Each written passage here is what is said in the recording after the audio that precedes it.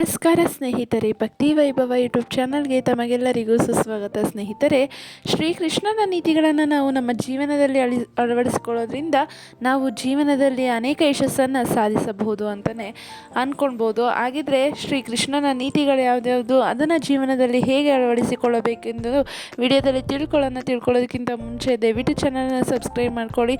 ಹಾಗೆ ವಿಡಿಯೋ ಇಷ್ಟ ಆಯಿತು ಅಂದರೆ ವಿಡಿಯೋಗೆ ಲೈಕ್ ಮಾಡಿ, ಶೇರ್ ಮಾಡಿ, ಕಮೆಂಟ್ ಬಾಕ್ಸ್ನಲ್ಲಿ ಕೃಷ್ಣಂ ವಂದೇ ಜಗದ್ಗುರು ಎಂದು ಕಮೆಂಟ್ ಮಾಡಿ. ಹಾಗೆ ಭಗವಾನ್ ಶ್ರೀಕೃಷ್ಣನ ನೀತಿಗಳು ತಿಳ್ಕೊಂಡ ಮೇಲೆ ಜೀವನದಲ್ಲಿ ನೀವು ಕೂಡ ಅಳವಡಿಸಿಕೊಳ್ಳಿ, ಹಾಗೆ ಜೀವನದಲ್ಲಿ ಯಶಸ್ಸನ್ನು ಪಡ್ಕೊಳ್ಳಿ ಅಂತಲೇ ತಿಳಿಸ್ತಾ ಇದ್ದೀನಿ. ಸ್ನೇಹಿತರೆ, ಶ್ರೀಕೃಷ್ಣನು ಸಂಪೂರ್ಣ ಅವತಾರ ಮತ್ತು ಅವನು ಹೇಳಿದ ಮಾತು ಇಂದಿಗೂ ಪ್ರಸ್ತುತವಾಗಿದೆ.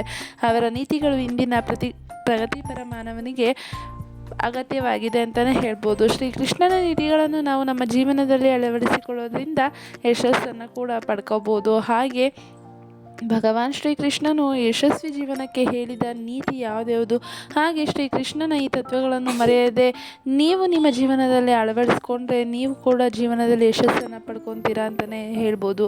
ಹಾಗಿದ್ರೆ ಮೊದಲನೇದಾಗಿ ಯಾವ ನೀತಿ ಅಂತ ತಿಳಿಯೋದಾದರೆ, ಶಕ್ತಿಶಾಲಿಗಳೊಂದಿಗೆ ರಾಜತಾಂತ್ರಿಕತೆಯಿಂದ ವ್ಯವಹರಿಸಬೇಕು. ಇದರ ಅರ್ಥ ಬಂದು, ಶತ್ರು ಶಕ್ತಿಶಾಲಿಯಾದಾಗ ಅವನೊಂದಿಗೆ ನೇರವಾಗಿ ಹೋರಾಡುವ ಬದಲು ರಾಜತಾಂತ್ರಿಕತೆಯಿಂದ ಹೋರಾಡಬೇಕು ಅಂತ ಹೇಳ್ತಾರೆ. ಕಾಲಯವನ ಮತ್ತು ಜರಾಸಂಧನಿಗೆ ಶ್ರೀಕೃಷ್ಣನು ಮಾಡಿದ್ದು ಇದನ್ನೇ. ಭೀಮನ ಕೈಯಲ್ಲಿ ಮುಚುಕಂದ ಮತ್ತು ಜರಾಸಂಧರಿಂದ ಕಾಲಯವನ ಕೊಲ್ಲಲ್ಪಡ್ತಾರೆ.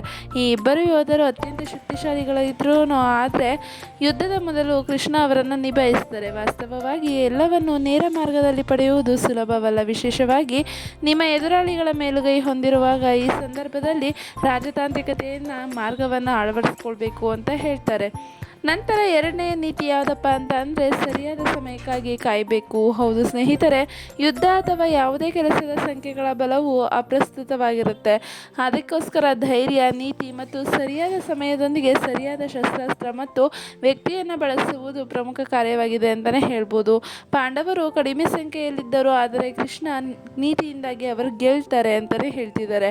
ಅದಾದ ನಂತರ ಈ ಸಂದರ್ಭಗಳಲ್ಲಿ ನೀವು ಒಪ್ಪಂದವನ್ನು ಮಾಡಿಕೊಳ್ಳೇಬಾರ್ದು ಅಂತ ಹೇಳ್ತಿದ್ದಾರೆ. ಅಂದರೆ ಭೀಷ್ಮ ಪಿತಾಮಹನು ಕೆಲವು ಯುದ್ಧ ನಿಯಮಗಳನ್ನು ಮಾಡಿರ್ತಾರೆ. ಅಭಿಮನ್ಯುವನ್ನು ಚಕ್ರವ್ಯೂಹದಲ್ಲಿ ಸಿಲುಕಿಸಿ ಯುದ್ಧದ ನಿಯಮಗಳಿಗೆ ವಿರುದ್ಧವಾಗಿ ನಿರ್ದಯವಾಗಿ ಕೊಲ್ಲುವವರೆಗೂ ಶ್ರೀಕೃಷ್ಣನು ಯುದ್ಧದ ನಿಯಮಗಳನ್ನು ಅನುಕರಣೆ ಮಾಡಿರ್ತಾರೆ. ಆದರೆ ಅಭಿಮನ್ಯು ಶ್ರೀಕೃಷ್ಣನ ಸೋದರಳಿಯ ಯುದ್ಧದಲ್ಲಿ ಯಾವುದೇ ರೀತಿಯ ನಿಯಮಗಳನ್ನು ಅನುಸರಿಸದಿರಲು ಶ್ರೀಕೃಷ್ಣನು ನಿರ್ಧರಿಸುತ್ತಾರೆ. ಹಾಗೆ ಯಾವುದೇ ಭರವಸೆ ಒಪ್ಪಂದವನ್ನು ಹಿಂತೆಗೆದುಕೊಳ್ಳೋದಿಲ್ಲ. ಹಾಗೆ ರಾಷ್ಟ್ರ, ಧರ್ಮ, ಸತ್ಯ ಮತ್ತು ಜೀವಕ್ಕೆ ಹಾನಿಯಾಗುತ್ತಿದ್ದರೆ ಒಪ್ಪಂದವನ್ನು ಮುರಿದು ಮುನ್ನಡೆಯಬೇಕೆಂದು ಶ್ರೀಕೃಷ್ಣ ಹೇಳ್ತಾರೆ. ಹಾಗೆ ಯುದ್ಧದ ಉತ್ಸಾಹದಲ್ಲಿ ಜ್ಞಾನ ಅಗತ್ಯ ಅಂತಲೇ ಹೇಳ್ತಿದ್ದಾರೆ. ಈ ಭೀಕರ ಯುದ್ಧದ ನಡುವೆಯೂ ಶ್ರೀಕೃಷ್ಣನು ಗೀತಾಜ್ಞಾನವನ್ನು ನೀಡಿರ್ತಾರೆ. ಇದು ಅತ್ಯಂತ ಅದ್ಭುತವಾಗಿರುತ್ತೆ. ಅದೇನೆಂದರೆ, ಒಬ್ಬ ವ್ಯಕ್ತಿಯು ಜೀವನದ ಯಾವುದೇ ಮುಂಭಾಗದಲ್ಲಿ ಯುದ್ಧ ಮಾಡುತ್ತಿದ್ದರೂ ಅವನು ಜ್ಞಾನ, ಸತ್ಸಂಗ ಮತ್ತು ಪ್ರವಚನಗಳನ್ನು ಕೇಳುತ್ತಲೇ ಇರಬೇಕಾಗತ್ತೆ. ಪ್ರೇರಣೆಗೆ ಇದು ಅವಶ್ಯಕ ಅಂತಲೇ ಹೇಳ್ತಿದ್ದಾರೆ. ಇದು ವ್ಯಕ್ತಿಯನ್ನು ತನ್ನ ಮೂಲ ಗುರಿಯ ಮೇಲೆ ಕೇಂದ್ರೀಕರಿಸುವಂತೆ ನಿರ್ಧಾರ ಮಾಡುತ್ತೆ. ಹಾಗೆ ಯುದ್ಧ ಯೋಜನೆ ಮುಖ್ಯ. ಹೌದು ಸ್ನೇಹಿತರೆ, ಶ್ರೀಕೃಷ್ಣನು ಯುದ್ಧವನ್ನು ಚೆನ್ನಾಗಿ ನಿರ್ವಹಿಸಿದಂತೆಯೇ ಅವನು ತನ್ನ ಸಂಪೂರ್ಣ ಜೀವನವನ್ನು ನಿರ್ವಹಿಸುತ್ತಾರೆ. ಹಾಗೆ ಅವನು ಪ್ರತಿಯೊಂದು ಕಾರ್ಯಗಳಲ್ಲೂ ಪೂರ್ವ ಯೋಜನೆಯನ್ನು ಇಟ್ಕೊಂಡಿರ್ತಾರೆ. ಅನಾವಶ್ಯಕವಾಗಿ ಚಿಂತಿಸದೆ ಭವಿಷ್ಯಕ್ಕಿಂತ ವರ್ತಮಾನದತ್ತ ಗಮನ ಹರಿಸಿ ಶಿಸ್ತಿನ ಜೀವನವನ್ನು ನಡೆಸಿ ಎಂದು ಹೇಳುತ್ತಾನೆ. ದುಷ್ಟರನ್ನು ಕೊಲ್ಲುವಾಗ ಯೋಚಿಸಬಾರ್ದು. ಅಂದರೆ ಶತ್ರುವನ್ನು ಕೊಲ್ಲಲು ನಿಮಗೆ ಅವಕಾಶ ಸಿಕ್ಕಾಗ ಅವನನ್ನು ಕೊಲ್ಲಬೇಕು. ಅವನು ಬದುಕಿ ಉಳಿದರೆ ಅದು ಖಂಡಿತವಾಗಿಯೂ ನಿಮಗೆ ತಲೆನೋವಾಗಿ ಪರಿಣಮಿಸುತ್ತದೆ ಅಥವಾ ನಿಮ್ಮ ಸೋಲಿಗೆ ಕಾರಣವೂ ಆಗಬಹುದು.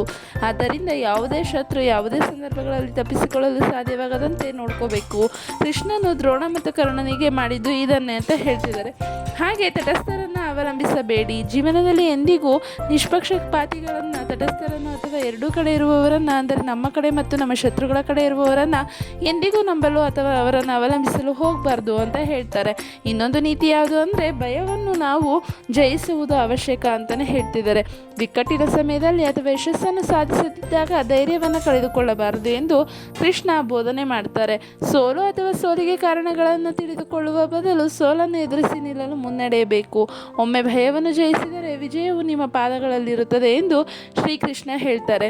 ನೋಡಿದ್ರಲ್ಲ ಸ್ನೇಹಿತರೆ, ನೀತಿಗಳು, ಶ್ರೀಕೃಷ್ಣನ ನೀತಿಗಳನ್ನು, ಈ ನೀತಿಗಳನ್ನು ನೀವು ಜೀವನದಲ್ಲಿ ಅಳವಡಿಸಿಕೊಂಡಿದ್ದಾಗಿದ್ದಲ್ಲಿ ನೀವು ಯಾವ ಕೆಲಸ ಕಾರ್ಯಗಳಲ್ಲೂ ಕೂಡ ಯಶಸ್ಸನ್ನು ಸಾಧಿಸ್ಬೋದು ಅಂತ ಹೇಳ್ತಾ ಇದ್ದಾರೆ. ಶ್ರೀಕೃಷ್ಣನ ನೀತಿಗಳನ್ನು ಜೀವನವನ್ನು ಅಳವಡಿಸಿಕೊಳ್ಳಿ, ಎಲ್ಲದರಲ್ಲೂ ಯಶಸ್ಸನ್ನು ಸಾಧಿಸಿ ಅಂತ ವಿಡಿಯೋ ಮೂಲಕ ತಿಳಿಸ್ತಾ ಇದ್ದೀನಿ.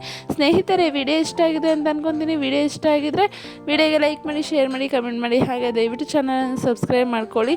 ಕಮೆಂಟ್ ಬಾಕ್ಸ್ನಲ್ಲಿ ಕೃಷ್ಣ ಮುಂದೆ ಜಗದ್ಗುರು ಎಂದು ಕಮೆಂಟ್ ಮಾಡಿ. ಸ್ನೇಹಿತರೆ, ವಿಡಿಯೋ ವೀಕ್ಷಿಸಿದ್ದಕ್ಕಾಗಿ ಧನ್ಯವಾದಗಳು.